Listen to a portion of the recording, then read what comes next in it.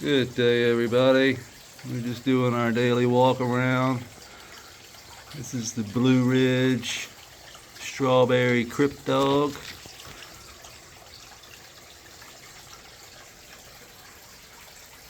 Looking really good this morning.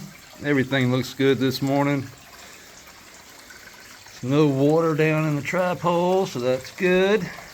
I haven't seen, I haven't seen Cooter. I'm sure he's up underneath that log there. There's a bunch of minnows back there. He laid a bunch of food out here. I do see him sitting on this log sometimes when I walk in the morning. See, we got a snail. We put some of his food right there for easy access.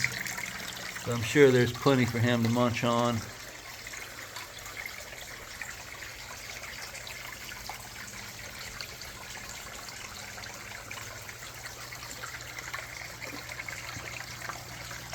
Snails.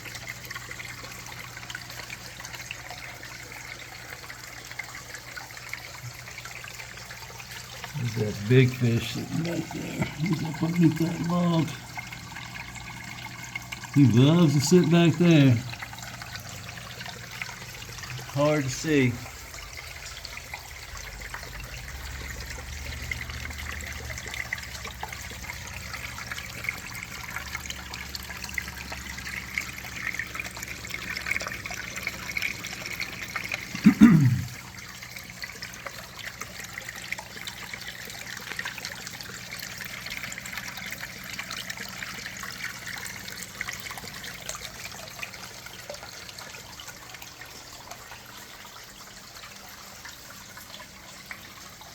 Let's take a walk around and see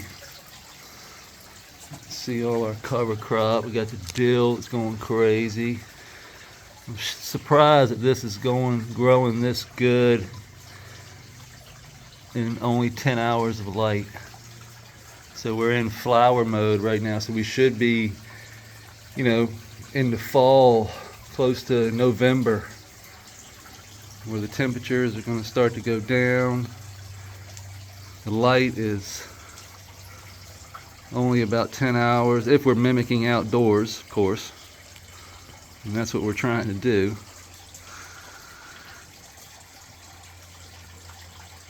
So we're lowering the temperature. The humidity is going down. We're sitting at around, the pulse meter's got us around 52 up in this area. Down lower, it's, probably around 62, 64-ish. Down low, close to the water. Then you get up here where the meter is, and it's registering around 52, 53, and it's staying right around 52, 53, which is good.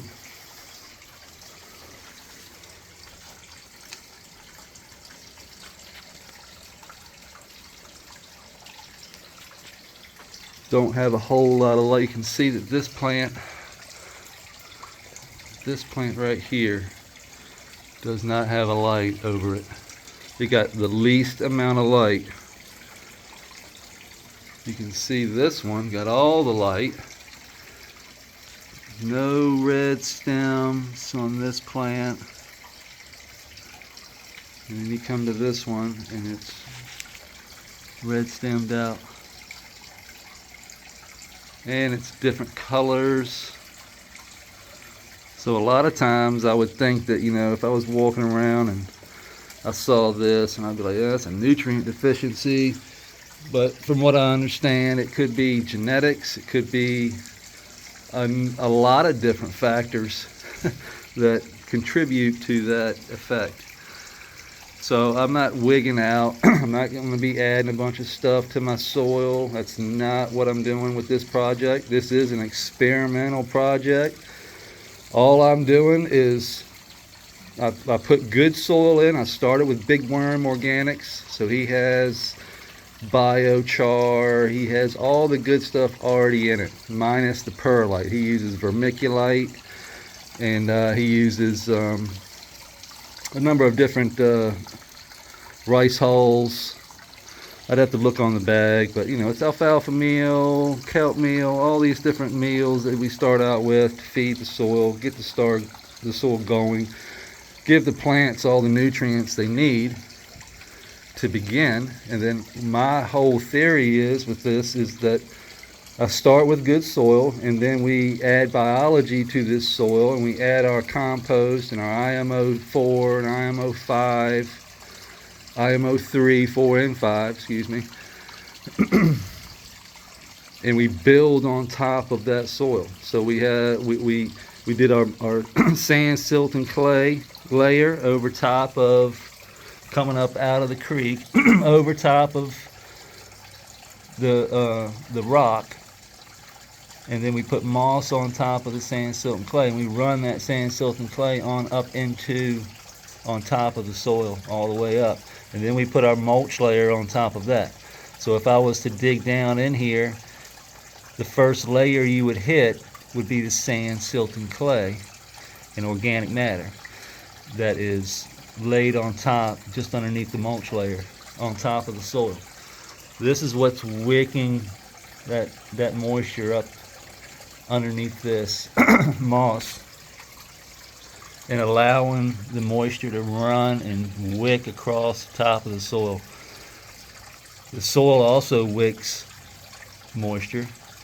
Big worm has the I can't think of the name of it right now, that lava rock, crushed lava rock in his soil, which helps wick water and maintain moisture and give microbes a home. It's just good stuff, and it wicks a tremendous amount of water.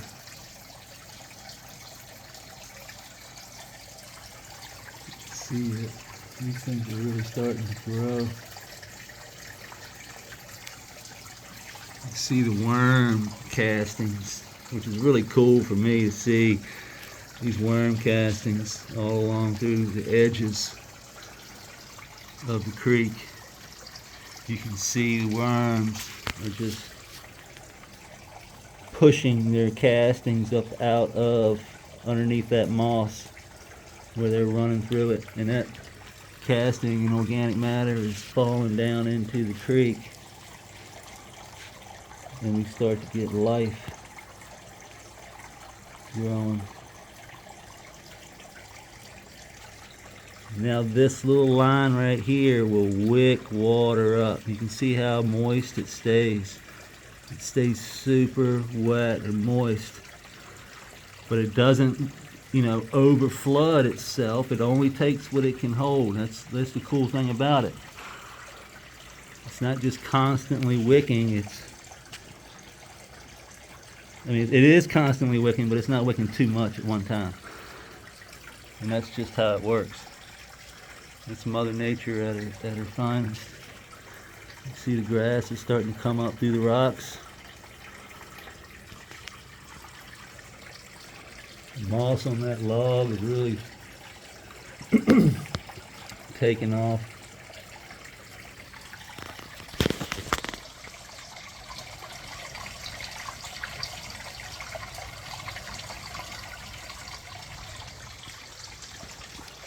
It's really cool to see how everything starts to settle in, and once things start to shrink. Oh, another thing we did, we had to add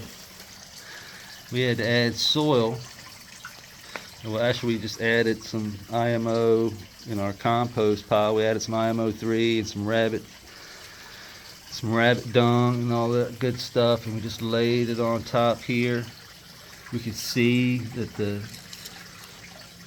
soil was breaking down so much that it was shrinking, so we had to add, and that's what we're doing. We're building on top, so as it shrinks we add to it.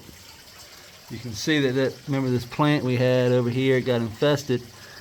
Here's the stem to it, but it's already been broken down completely almost, and we just shove that back down in there, and that's organic matter, and we cover it with our little bit of mulch.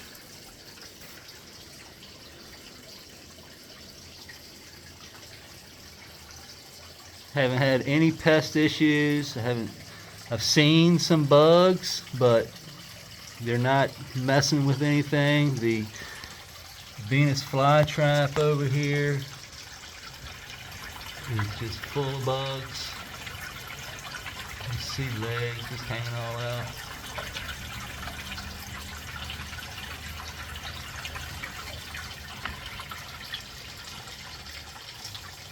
Everything is growing up around this and the soil has shrunken down. You can see it's sunk down from where it's been being broken down by the organic, by the biology.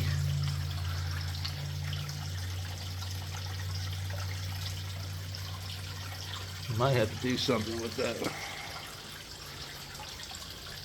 Probably gonna have to pull this log out right there and shove some soil up underneath there and up underneath that log so it doesn't shrink and sink down to the floor. See, the moss is doing really well. This thing here is doing crazy.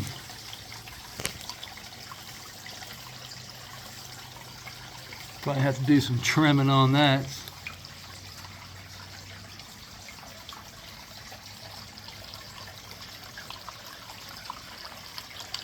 Marco's Divine Pine is just looking delicious.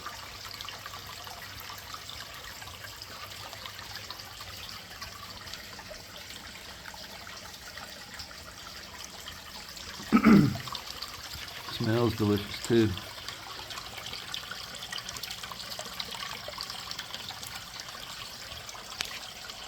Oh, there's Cooter. Good to see him over this side.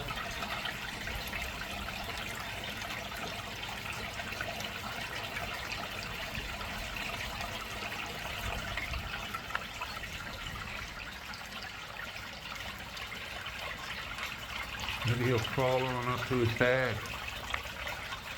It's a little steep for him, but he definitely can get up there. Not a problem for him.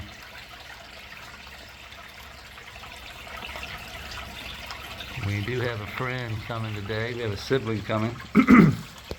It's we call him. That's Cooter, and we're going to call the new one Scooter. So Cooter and Scooter.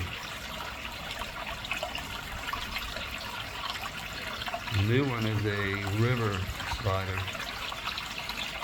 He's red. Got red for yellow. And he should be a good companion. Well, that's today's walk around. I appreciate everybody taking the time to watch, and we will see you tomorrow.